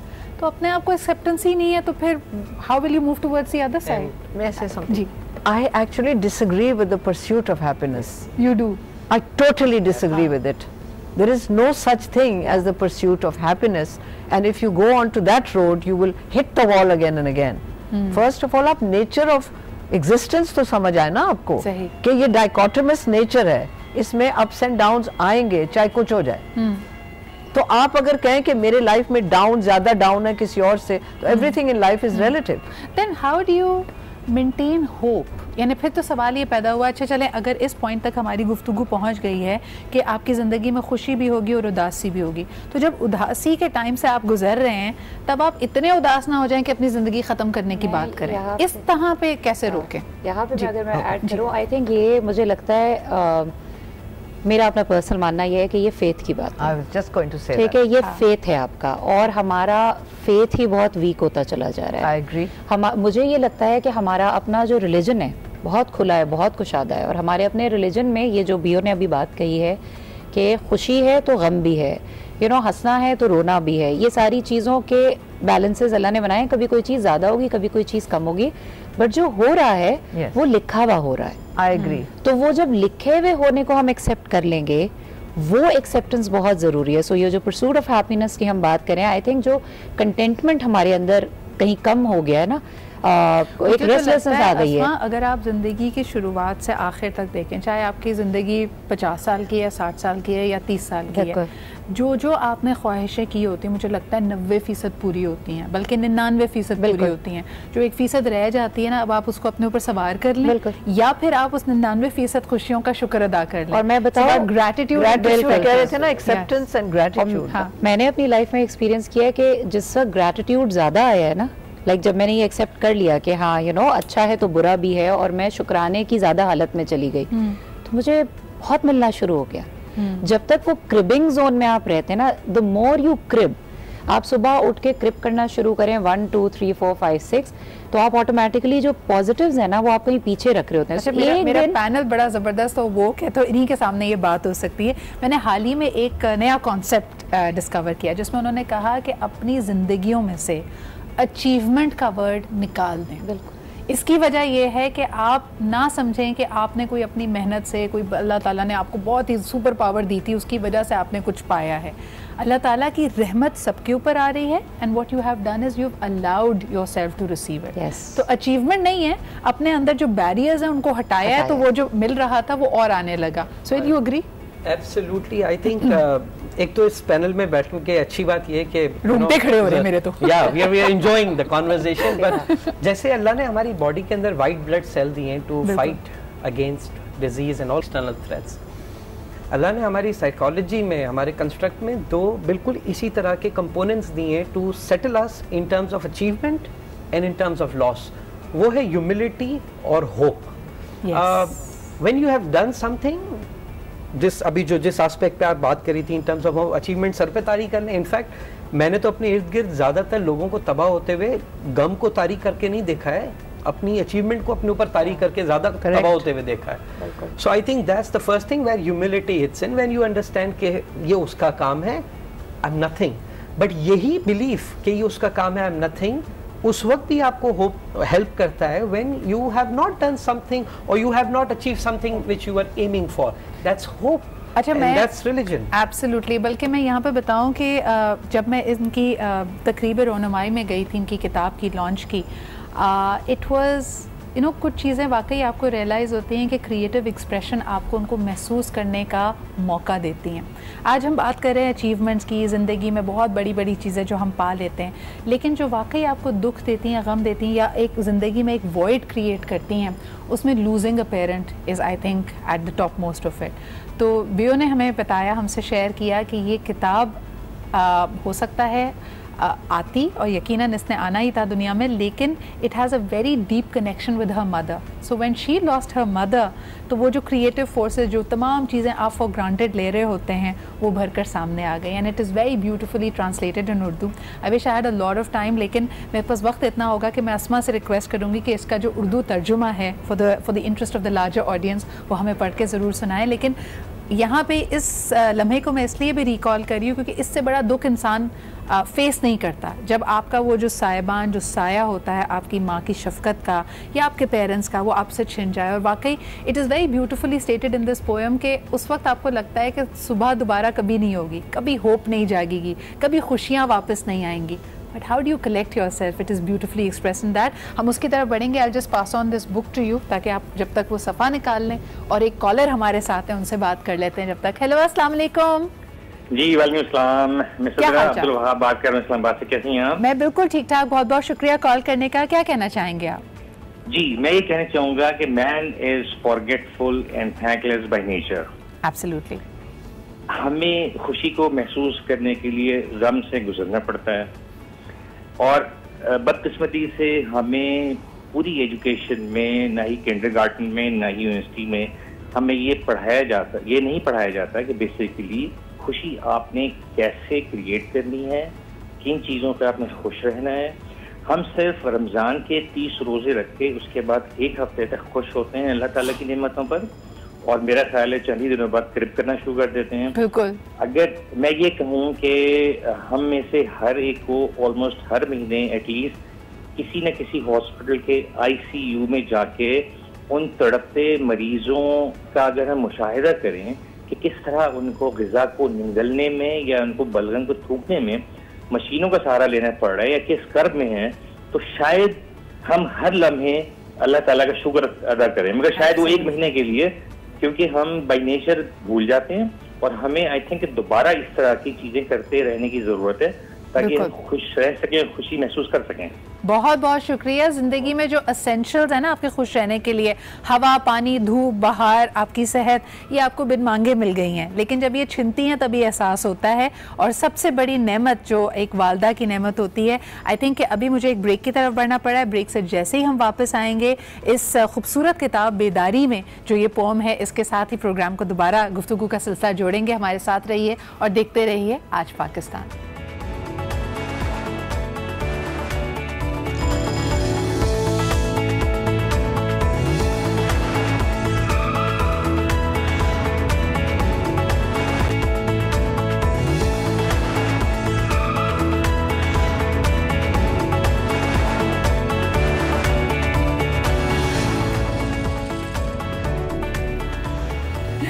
Welcome back जी। हम बात कर रहे हैं अपने आप को बेदार करने की, यानी अपने इर्द गिर्द जो बहुत सारी नेमतें अल्लाह ताला ने आपको बिन मांगे दी हैं उनको अप्रिशिएट करने की। और उसमें ख़ास तौर पे सबसे बड़ी नेमत, सबसे बड़ी रहमत आपकी वालदा हैं जो दिन रात बग़ैर आपके कुछ कहे आपके लिए दुआ गो होती हैं। तो इस किताब का मैं यहाँ पे जिक्र कर रही थी, बियो ज़फ़र की और अस्मा नबील की हाल ही में जो पोइट्री कलेक्शन है वो आया है, और इसमें एक पोम है खुसूसन जो माँ के नाम है। And I feel your mothers have played a very important role in bringing this book together. Asma क्या कहेंगे? बिल्कुल, आई थिंक बियो ने तो जैसे आपने मेंशन भी किया कि बियो ने जब पहली ये किताब पूरी लिखी इंग्लिश की और सारी चीज़ें, तो वो अपनी मदर की डेथ के बाद रियलाइज़ उन्होंने किया। जब मैं बियो से मिली तो ये सारा किस्सा निकला, ये सारी बात हुई, और मैं पिछले ऑनेस्टली 1.5-2 साल से बस लगी हुई थी कि अच्छा मेरी अपनी पोइट्री की कलेक्शन है जो मेरे पास बस जमा हुई हुई है उर्दू की, और बस सोचती रहती थी कि मैं करूँगी, अम्मी को डेडिकेट करूँगी, बिकॉज अम्मी पोइट्री करती हैं और अम्मी ने कभी वो छपाई नहीं अपनी या दिखाई भी नहीं, वो बहुत छुपी हुई पोइट्रेस हैं। तो वो बस मैं अम्मी को डेडिकेट करना चाहती थी। जब मैंने बियो की ये बात सुनी तो मुझे रियलाइज़ हुआ कि वही बात कि मैं टाइम लूज़ कर रही हूँ। मुझे जो करना है, मुझे अम्मी के लिए अगर मैंने करना है तो करना है, और ये एक दरवाज़ा बियो के थ्रू अल्लाह ने मेरे लिए खोल दिया, और बस ऐसे जुड़े हैं हम। और बस मुझे लगता है कि ये अम्मियों की वजह से हुआ है, अल्लाह ने हमारी माओं की वजह से ये किया है। अल्हम्दुलिल्लाह मेरी अम्मी हयात हैं, आपकी और मेरी अम्मी का नाम भी एक ही है, हम नाम है अम्मी। मैं आपको कल बता रही थी, सुन रही है ना अम्मी? आप भी सुन ले, आप टीवी देख रही होंगी। सो सिद्रा की अम्मी का नाम भी नुज़रत है। और ये जो पोएम है उर्दू की जिसका नाम है माँ का खोना, ये मेरे लिए बहुत तकलीफ दे थी ट्रांसलेट करनी, क्योंकि मैंने फ़ादर को अपने लूज़ किया है बहुत अर्ली एज में। सो मुझे अंदाज़ा है कि माँ बाप का खोना क्या होता है, लेकिन जो माँ बाप के जाने का गम है वो कभी भी पूरा नहीं हो सकता। और ये पोएम मैंने बियो की अम्मी के नाम की है और बड़े दिल से लिखी और बहुत हिम्मत करके लिखी थी। ये मैं, अगर आप लोग इजाज़त देते हैं तो ये मैं रीड करूँगी प्लीज़। माँ का खोना, दर्द से भरी अकेली खड़ी, जुदाई का गम बिल्कुल खाली, जिंदगी का एक रंग बेरंग हो गया, तपती हुई धूप में साया मेरा छिन गया। डरी हुई सहमी हुई हाँ माँ मेरी चली गई। दर्द का काला गढ़ा घूरता है आंखें फाड़े, आहिस्ता से धीरे से चलती मैं उसके किनारे। एक लम्हा जो आंख झपकी गिर जाऊंगी उसके अंदर, अंधेरा बहुत और सर्दी भी काले गढ़े के अंदर। वहशत ने है जकड़ा हुआ अब भाग के जाऊं कहाँ, कोई सहारा भी नहीं। डरी हुई सहमी हुई हाँ माँ मेरी चली गई। अब सब हैं देखते मुझे तो मुझको उठना होगा, हर दर्द से बाहर हर सोच से ऊपर, और बैठना होगा उस जगह जो जगह तेरी थी। एहसास भी ऐसा हो जो दिलकशी तेरी थी। दुआओं का नजराना गोद जैसे पनागा, प्यार से भरा हुआ बन जाऊं वो खजाना। कितनी कमज़ोर पड़ रही हूँ मैं, कितना महसूस होता है खालीपन। कितना मुश्किल है जो है अपना मुझे, लेकिन कुछ तो है जो रूह में है सरायत कर रहा। एक अनदेखा वजूद जो मुझ में है ताकत भर रहा। एक रिश्ता सब्र से जुड़ने लगा, मुझको महसूस उसकी खुशबू हुई जैसे वो आई हो बताने ये मुझे कि वो तो कभी भी गई ही नहीं। वो तो अब भी है मेरे साथ बहुत पास। आ गई हिम्मत वापस टूटी हुई रूह के फिर से अंदर। तीसरी आंख जैसे खुल सी गई और घूरने लगी उस काले गड्ढे के अंदर। कितना है घुप अंधेरा, कितना है राज ये गहरा। कितनी कीचड़ है भरी, कितनी ढलान ये बड़ी। क्या ये ले डूबेगी हमें हमेशा के लिए, या हम फिर से मिल सकेंगे, हंस सकेंगे, सो सकेंगे साथ। हैरान कर दिया जो जवाब मिला, कायनात की कुव्वत ने आगाह कुछ ऐसा किया कि खुदा जो भी करता है वो ऐसे ही नहीं होता। हर दर्द की इंतहा पर कुछ अनदेखा है छुपा होता। कुछ मान जाने का सुकून और एक आगाही की शिफा कि निज़ाम कायनात वही है जो चला रहा। और ये सब जान के सुकून की मंजिल मिल गई, दर्द और दुख से बहुत दूर बहुत दूर। दुख ने छोड़ दिया चुभन का तिरछा सा कोना और गम का बोझ हल्का हुआ, और पुख्ता एक अहद का रास्ता यूं खुल गया कि ज़िंदगी गुजारूंगी अब एक अलग रफ्तार से, बिल्कुल अलग अंदाज से। जैसी थी वो मासूम सी, करम फरमा दिलकशी उसका वक़ार जैसा बुलंद, उसकी ज़िंदगी का मनाऊंगी जश्न। कि क्या कुछ नहीं थी वो, एक उस्ताद, एक घना सा साया, एक माँ और एक बीवी। उसको जानना किसी इज्जत से कम नहीं था, जिसने हमको कभी रोने ना दिया, बल्कि हर आसमान जो हम चाहते थे वो छूने निकल जाती थी। और हम रोएं ये वो नहीं चाहती थी, हम अपनी बुलंदी छू लें, यही है उनकी खुशी, यही है उनकी रूह का सुकून। Beautiful. Beautiful, Bio. Thank you so much for these wonderful words and Asma for translating them so beautifully. वाकई मेरे ख्याल में इससे बड़ा गम हम अपनी ज़िंदगी में, इस ट्रांजिशन से बड़ा गम हम एक्सपीरियंस नहीं करते। और अल्लाह ताला हम सब के सरों में हमारे वालिदैन का साया सलामत रखे।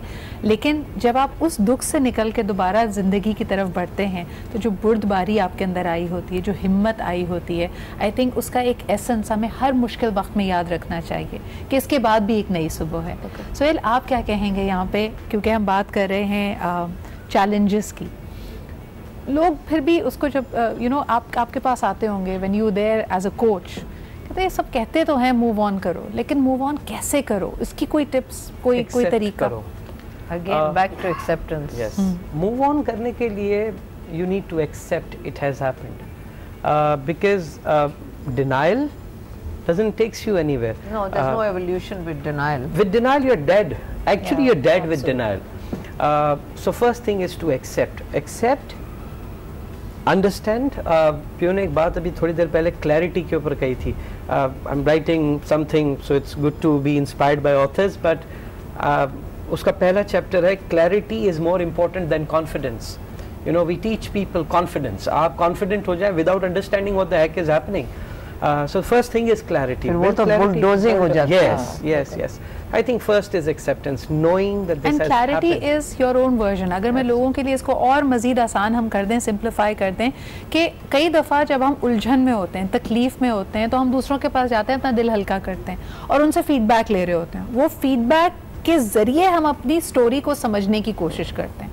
आई थिंक जब आप ग्रीफ में हो, तकलीफ में हो, जब कोई ऐसा सेटबैक हो, पहले अपने साथ थोड़ा वक्त गुजारें और अपना वर्जन ऑफ स्टोरी समझने की कोशिश करें, बजाय इसके कि दूसरे की आंख से देखें और कहें कि अच्छा अम्मी ये कह रही थी, हस्बैंड ने ये कहा है, बच्चे इसको ऐसे इंटरप्रेट कर रहे हैं। What is your own version? You need to accept, and I'll be very honest about it. यानी मैंने ज़िंदगी में कोई पिछले 2 साल 1.5 साल एक पर्टिकुलर इशू के डिनाइल में गुजारे। मुझे लगता था कि नहीं, ये तो मैंने अगर एक्सेप्ट कर लिया तो ये तो हार है। हम कितनी चीज़ों के ऊपर लड़ते रहते हैं ये सोचकर कि we need to sort of fix it through. भैया ये जो हमारे अंदर का फाइटर है, जिसको बस एक मिशन चाहिए, मुझे काम बताओ मैं क्या करूँ, इसको कैसे आराम से बिठाएं? नहीं, इसको आप बिठा नहीं सकते। ये तो it's all part of the evolution game. और you know losing a parent के बारे में मैं ये कहूँगी कि जब as long as you call somebody माँ या बाप, the child in you stays alive, and the death of your parent is the death of the child in you. That's very painful because आपकी स्किन उतर रही होती towards what? Maturity. Maturity में क्या आएगा आपके पास? पहली चीज आपको एक्सेप्टेंस ऑफ द कॉस्मोस आएगी कि ये निज़ाम ऐसा है और मुझे इसी में रहना है। I can't stamp my foot like a child and say no, I want this. You can't have it.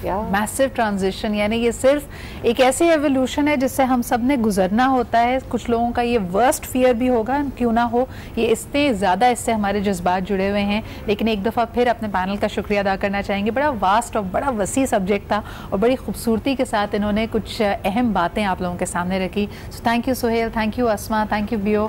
Once again the book is out there, it is called Bedari या the dreamer awakens. Please find it, it's probably available at the closest book store, नहीं है तो आप liberty पे जाके या कहीं पे इसके लिए ऑर्डर भी प्लेस कर सकते हैं। Please read it, it's going to enrich you. और आखिर में सिर्फ यही कहना चाहेंगे, ज़िंदगी के उतार चढ़ाव हैं, मुख्तलिफ रंग हैं, मुख्तलिफ मौसम हैं, इन सबको एम्ब्रेस कीजिए, एक्सेप्ट कीजिए, डिनाइल में मत रहिए। Take your power in your own hand because that is true Bedari, that is truly being awakened. इसी के साथ मुझे इजाज़त दीजिए, कल आपसे मुलाकात होगी। खुदा हाफ़िज़।